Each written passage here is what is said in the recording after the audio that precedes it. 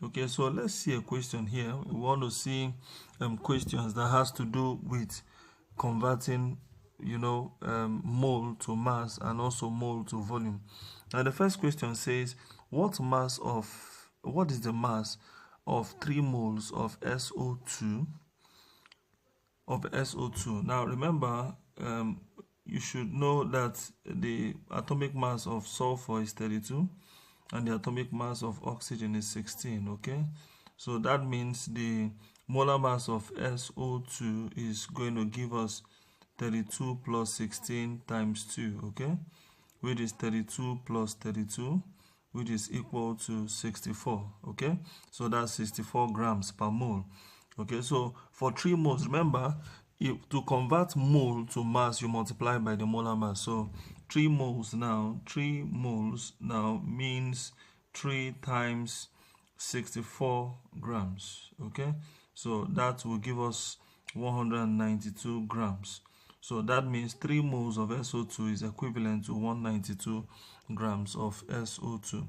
Now the second question there says, what is the volume of 2 moles of SO2 at STP? Now the volume of a gas at STP is constant. The molar volume of a gas at STP is constant. Or you can use the word the mole, or the volume of 1 mole of any gas is the same, which is 22.4 dm cube. Okay, or you say 22,400 cm cube, converting that.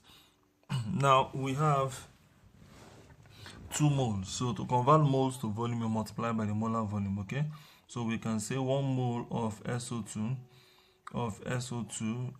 is 22.4 dm cube. Okay, at STP. Now that means that 2 moles now of SO2 is going to be equivalent to 2 times 22.4.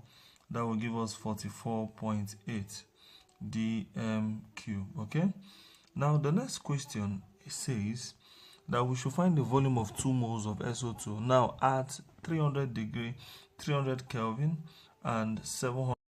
Okay, so at 300 Kelvin and 700 millimeter mercury.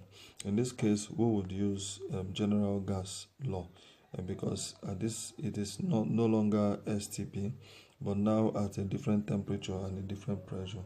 So we can say that our V1, we got that in number 2, which is 44.8. That's the volume at standard temperature and pressure. The P1 is 760. That is standard pressure. That's the value for the